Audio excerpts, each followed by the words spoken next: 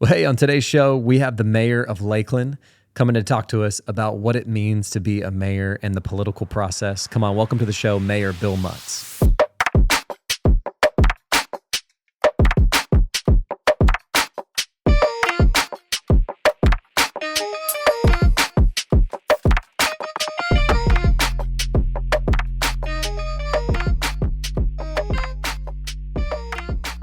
Well, Mr. Mutz, thank you so much for being on the show.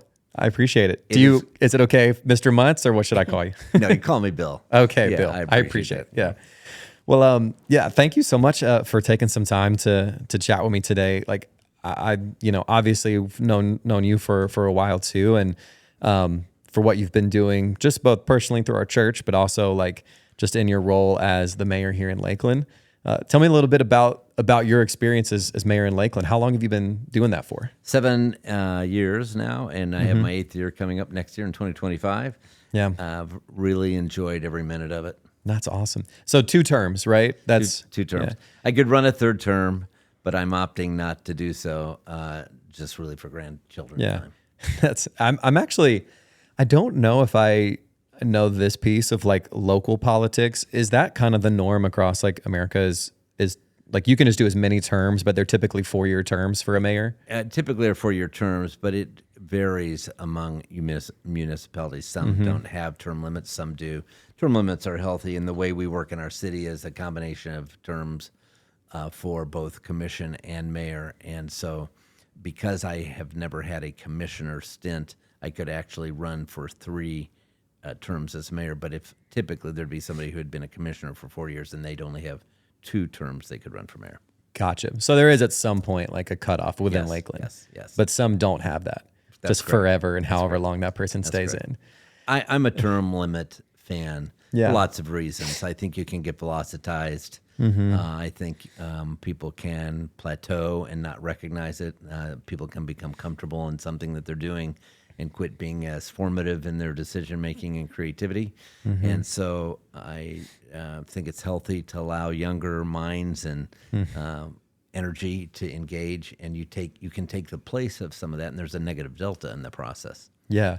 I'm actually curious just on that, like for kind of building up the next like generations of mayors in a city like this. Do you think it's, because I know your experience was a little bit different, so we can touch on that too, but do you think it's necessary for them to have some sort of political experience, or is it just more so like community-based? What do you think? I'm thinking community-based is plenty.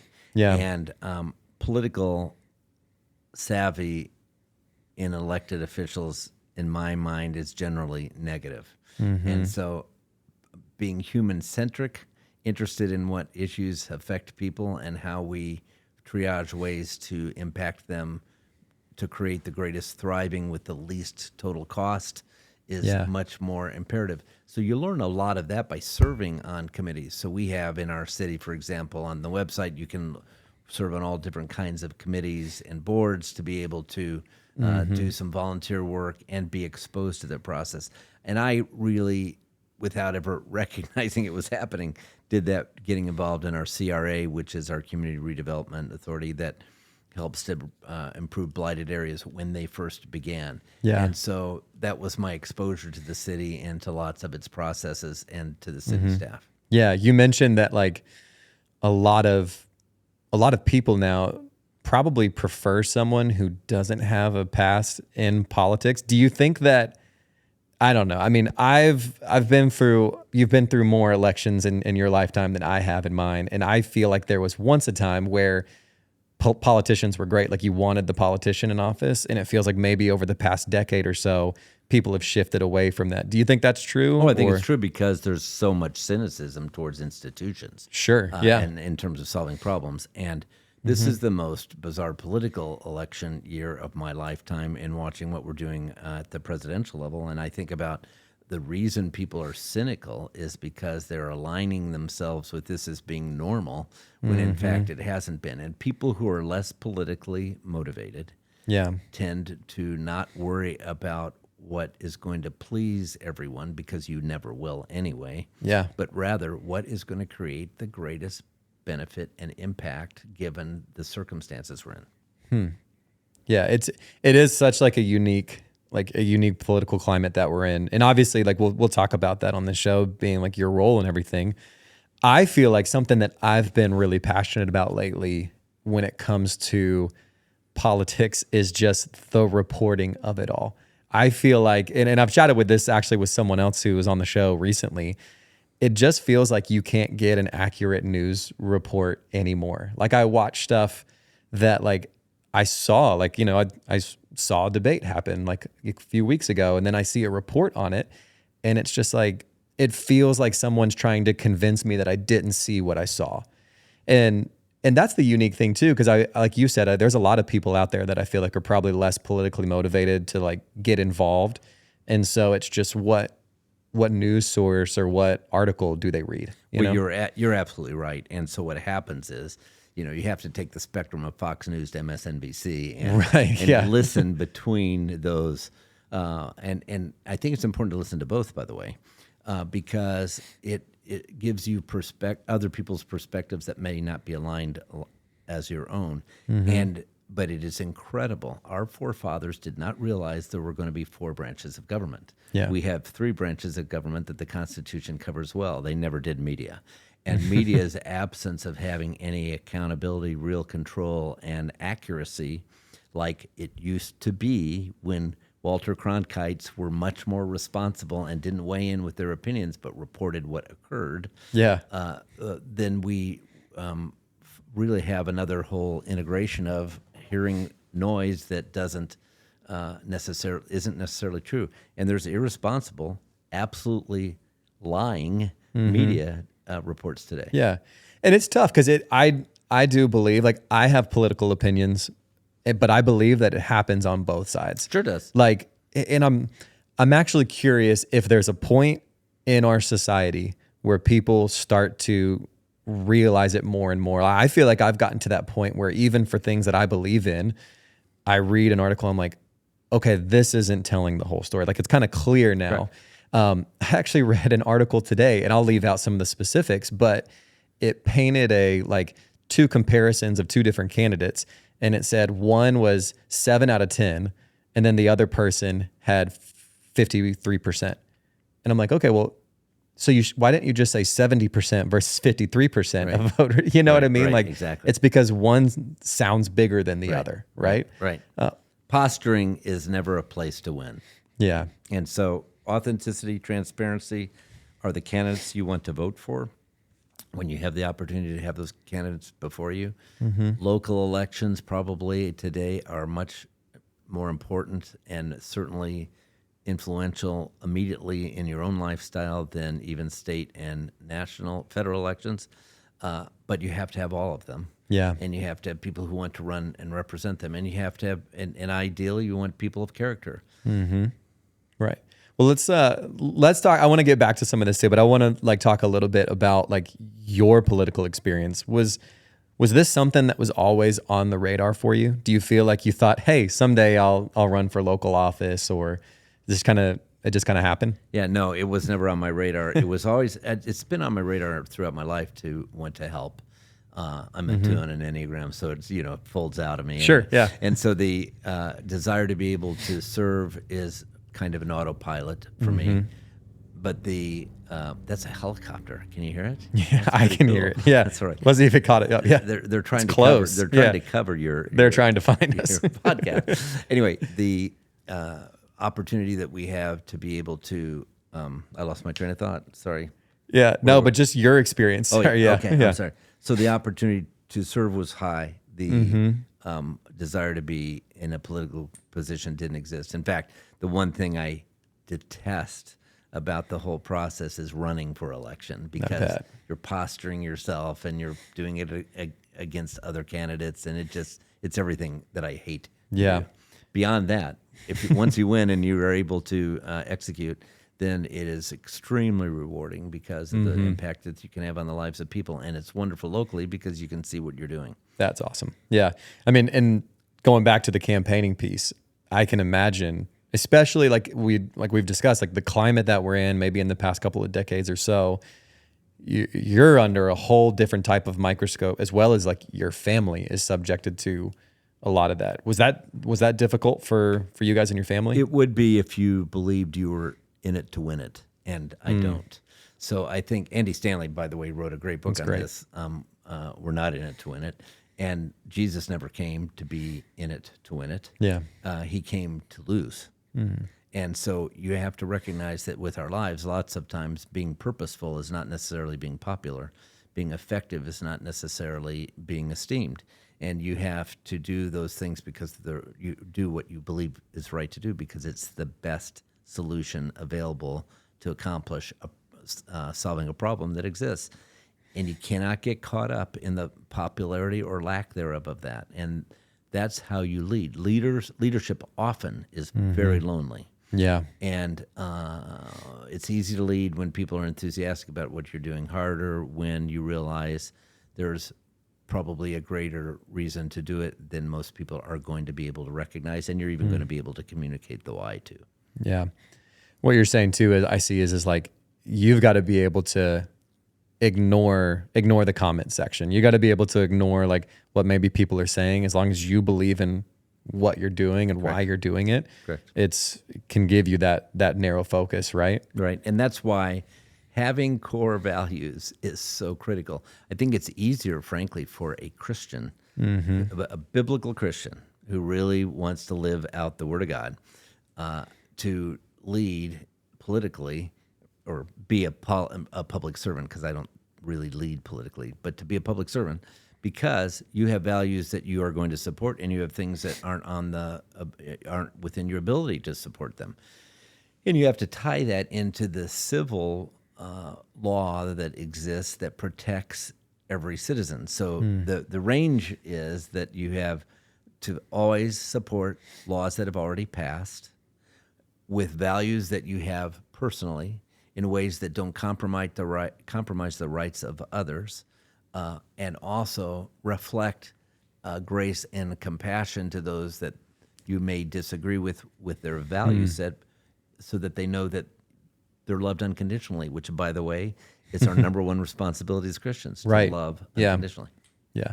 I'm actually curious about that. You mentioned that kind of like you have to deal with, now that you are mayor and have been mayor, you have to deal with a wide variety of differing opinions and a community full of differing opinions. Correct. I'm curious if you've ever had to, because I imagine every politician has maybe had to do this at some point, is either vote for or be okay with something that maybe, no, I'm not necessarily talking about like it went against your faith, but just went against what you believed was maybe like what you ran on, or like what you thought may be ultimately best for the city, because like this may actually, this has the most votes, or this like maybe it goes against what you believe, but this actually is best for the city at this moment. Has there ever been a moment like that? Does that make sense? Yes. No, I'd be happy to vote against that idea if I really believe that. And I think it's okay to have we have 7 people on the commission, so it's okay to have a 5-2 vote, and to be one of the 2 or a 6-1, if that is just something you don't believe is right. There's 2 things. One is you don't want to vote on something that you haven't had early input on in the first place, so that is aligned to be what you'd want to vote on to be supportive of. And if it's a policy or an ordinance that's not well cooked, then the time to address it is before that ever gets to the dais, so that you're not making a decision on something. So the majority of our votes should pretty well be votes that are aligned with the large commission opinion, because of the fact we've taken the time beforehand. But secondly, things can go askew because we live in a time and in a society where there are sunshine laws. We cannot communicate with each other ever unless we're on the dais. And so the only time I ever get to know what you think is when you tell me that, and which is why I work to speak last, because I really want to hear where everybody is, so that I can, in my own mind, think about, okay, how do you coalesce a response to this group's opinion and address the things that may not be as fully informed. Our commission can't spend the time on a weekly basis digging into issues and some of the things that the mayor should do and spend his time doing. And so there's a reliance on deeper digs to some degree. But on the other hand, you don't want to, as a mayor, be a railroader and to create any sense of the fact, well, if you knew what I knew, then you would not take this position. Sure. Your job is to make sure, oh, they don't know this about that, and therefore you publicly highlight that issue or that aspect. Yeah. I actually have 2 questions out of that. The first one, I did not know. So the Florida law is that you guys can't have conversations about these topics unless it's sanctioned, I guess. Or 2 days in advance in terms of public notice that 2 of us or more are going to meet in the room at the same time. Yeah. So the Maddens, for example, Stephanie Madden Sure. is one of our commissioners. They're longtime friends of ours. If the 4 of us go out to eat, if either of our spouses brings up a city matter, both of us will extinguish it, Stephanie and I, and say, no, we can't talk about that here. Yeah. And because it's not a pre-noticed discussion and meeting that can be covered by the media. And it's a $10,000 fine per issue per person to not do that. So we just never have it happen. Yeah, it's an expensive mistake. So if somebody starts to bring up something, we'll just say, the other person will say, hey, we can't talk about that here. We'll do that on the dais. And there's even, you have to even be careful that I wouldn't call Steve and tell, hey, Steve, tell this to Stephanie, because that is circumventing that same law. Sure. So you learn on the platforms at which is called the dais together, and the importance of that is that it eliminated smoke-filled rooms. It's called the Sunshine Law, where it exists because it started in Florida. Yeah. And it was, we're the Sunshine State. Not all states do it, and it's not true at the state level. So it's true at the city government level, and the reason that it is to protect the public and let everything be aired where everyone has an opportunity to hear it.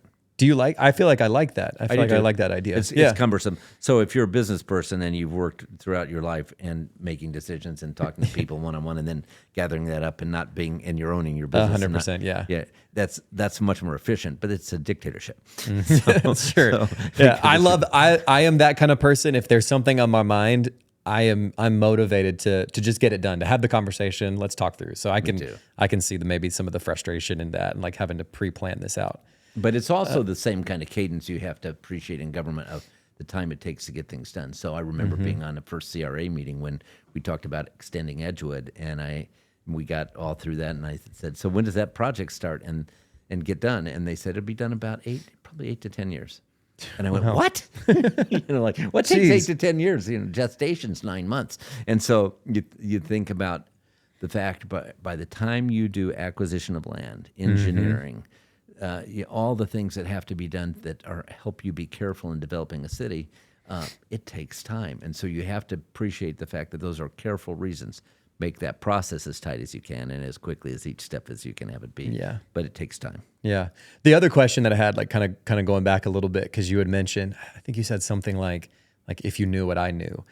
I'd love to hear, and this doesn't have to be exhaustive because I'm sure I can give you one.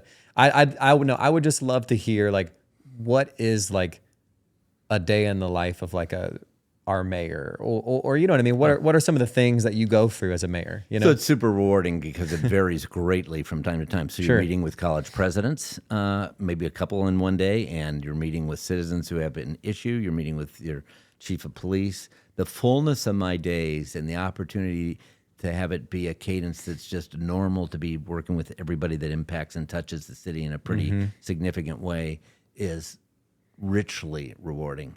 And it helps you understand and integrate some of the needs that other people have and be able to communicate, hey, you may not be aware that we're working on such and such over here, and that will help accomplish what you're wanting to do. We just changed 2 college presidents at the same time here in Lakeland, one at Florida Poly and one at Florida Southern.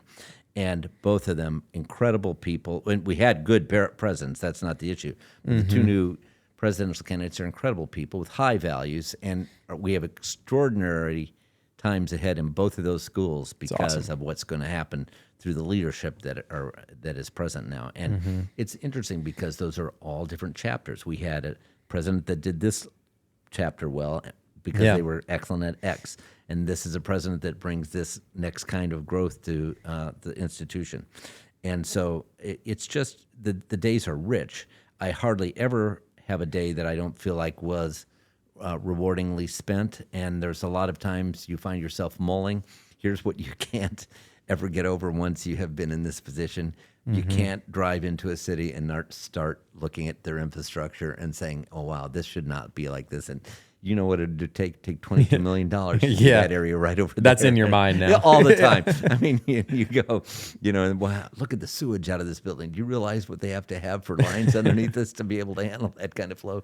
And that's kind of fun. Yeah. And because on the mechanical side, you just realize that you have to grow very intentionally, purposefully, and around a city in very controlled ways. Mm-hmm. I do remember, this just clicked with me. I love that you spend also a lot of time with like just the average person that like reaches out to you, shoots you an email. Maybe they're upset, or maybe they're really happy about something. Maybe they're upset. I remember you sharing a story, I think this was years ago now, of somebody who did reach out to you really upset, and you actually went to speak with them, right? Or you did something for them. Can you share that with us? Or Well, I think sometimes people assume that the absolute worst. Yeah. And they think you don't care. And we had this was a story of somebody really upset about the way we're taking care of their streets. They lived on a street that is a private street. The private street signs are white. The green signs are city streets. Right. And so I knew that this was a private street and talked to them about it. They were a tenant in their home, so they had not recognized this. And so we went and I said, look, you've got these severe potholes.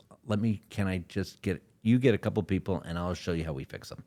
And so then I went to Home Depot, got my truck and got some asphalt and sealer and binder and some heavy tools to be able to set it up and some brooms to clean it out. And so we fixed 3 or 4 potholes in this neighborhood, and which they couldn't believe that we would show up and do that, and then 2 showed them how to do it, and then they went back and fixed other ones that they had in their neighborhood as well. If people know the whole story and you take the time to show them that you care, people will generally always be supportive. And I learned that in the car business, and I would say this is not just within government. You can do this in your business or anything that you do. As a car dealer, if I got a customer that was mad about something, I'm the scum of the earth because I'm the dealer. Yeah. And so I would ask our desk, if that happens, I want that person in our office because I want to debrief. I want to make lemonade out of lemons. Yeah. And the way you do that is I'd take a long yellow legal pad, and they'd sit down, and you could just feel the tension in the room. And I'd draw a little smiley face circle at the bottom of the legal pad, and I'd say, this is how we're going to end this discussion. And what I'd love for you to do is tell me everything we've done wrong that has made this so upset for you. And so I just write it down, whatever they said, and what else, and I write it down, and what else, and I write it down. And when you list, and when people really believe you care about what they're saying, and that you really want to do something about it, and you say, what would it take for us to rectify this in your mind? What would you like to see happen now? Yeah. They're reasonable. People are reasonable in what they request, and our job is not to assume everybody should be siloed at the opposite end, but rather that we can always find room in the middle to solve problems. Yeah. And you also have no idea what that person went through Oh, my goodness. that morning or the day before. There's 2, like for my job in particular, there's been 2 like lines that I've used lately to just diffuse tension, because part of my role is like there's a small aspect of it that's like customer service in a sense, and I'll get people that are frustrated by their contract or whatever the case may be, and some of the lines that I've just been using, like one of them in particular is like just labeling it, just like, hey, you know what, if I felt like someone was locking me into a contract and this was like hurting my business or whatever, I'd feel the same way. Just like acknowledging, yes, I totally understand that feeling. But then 2, if there's another moment where it's like, we just keep butting heads and I'm trying, I just sometimes have said, hey, let me ask you, at what point in this conversation do you feel like I stopped advocating for you? Because that's my goal. That's great. I want to advocate for you. How could I do that better? And I think it just helps people pause. Wonderful. And I know we've gone off maybe a little off track here, but it helps people pause to be like, oh, okay, like I think there's a reality, like it's a pause to say, oh, we're both human. We're both just trying to figure out our jobs. The other thing you can add to that, if you know you've made a mistake as an organization, say, I am so sorry I let you down. Now, we don't blame it on anybody else, not another department, not anybody else, but I let you down. And their reaction is, well, you didn't let me down. Well, yes, we did. Yeah. And I'll take full responsibility for it, and I want to make it right. And listen, if people do that, then they just calm down. People assume you don't care. People assume you aren't listening, and people are cynical, generally speaking, of anything institutional. So it's not a surprise that we put on compassionate glasses that they don't believe we really ever have any ownership over. Yeah. And they need the time to be able to absorb that we really do. And you also, I mean, in reality too, and this is something you've mentioned a couple times like tonight, is this is also a part of our faith, right? Like Yes. you're not just a mayor, and then outside of that, you're also like a Christian. Like this impacts everything that you do. I'd be curious, and maybe, I hope this isn't like a vague question, but just how has your journey as mayor, do you feel like that's been impacted because of your faith? Well, does that make sense? Yeah. No, your question makes sense, and I can take it to maybe a little bit of a different twist. Yeah. I have pretty much throughout my older, more mature Christian life felt like I loved unconditionally. I was taken to a completely different level as a mayor of loving unconditionally. It gave me more of a sense of how truly Christ works to love others without ever reading the script of what they've done wrong. He loves them because he bought them with the price on the cross, and he wants to attract them. So he doesn't condemn them. He says, follow me. So what does that mean? That means we've got to put on unconditional